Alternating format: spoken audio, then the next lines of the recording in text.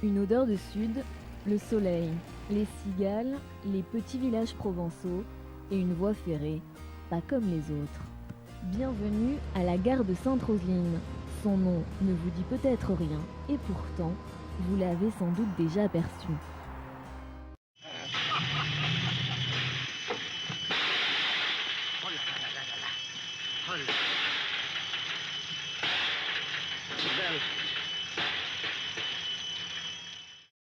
À une dizaine de kilomètres de Draguignan, bien loin des plateaux de cinéma, cette emprise est la seule en France à posséder l'appellation de gare militaire.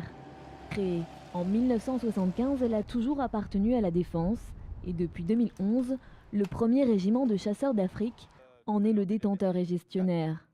Mais que l'on ne s'y trompe pas, derrière cette apparente tranquillité, l'activité est dense.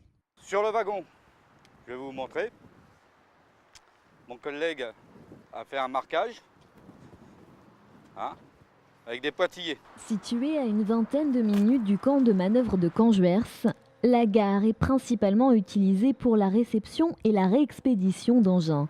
Ce jour-là, 16 véhicules blindés de combat d'infanterie vont devoir être embarqués sur les wagons. Tout doucement, hein.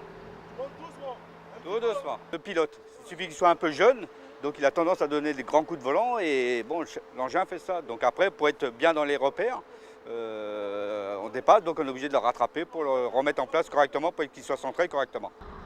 Une précision au millimètre, difficile à suivre. Et pour cause, ici, le monstre à piloter pèse près de 26 tonnes. Et le temps est compté.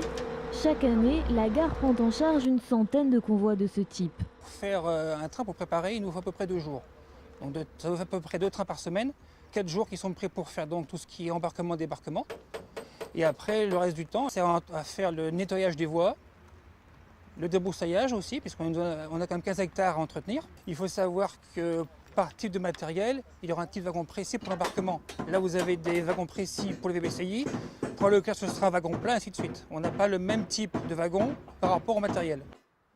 Au quotidien, ils sont 4 à s'occuper de la gestion du site. Parmi eux, Dany, un ancien militaire, 21 ans de gare compostée et une nouvelle machine livrée à l'armée de terre à prendre en main, le camion Rail-Route. Là, on va se mettre en place pour mettre le véhicule, l'enrayer sur les voies pour pouvoir manœuvrer les différents wagons qu'on vient de charger ce matin.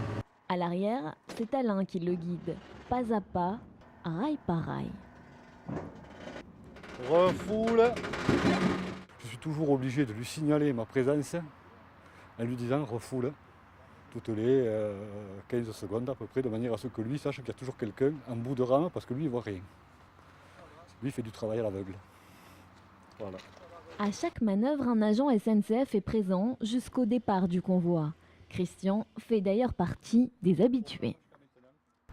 Je vérifie tous les attelages, voir s'il est bon pour partir sur le réseau. Celui-ci, il risque de rebouger.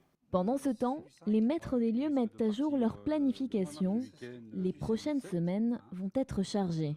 On a un prochain train le 11 mai qui va être à 1h30 du matin. Voilà. Donc il faudra être frais et dispo. Finalement, ce sera direction Gien pour ce convoi atypique. À court terme, la gare va également devenir un centre national de formation pour les militaires spécialistes des métiers du rail. Une autre casquette pour cette gare. Alors, pas d'inquiétude, à Sainte-Roseline, le train sifflera toujours.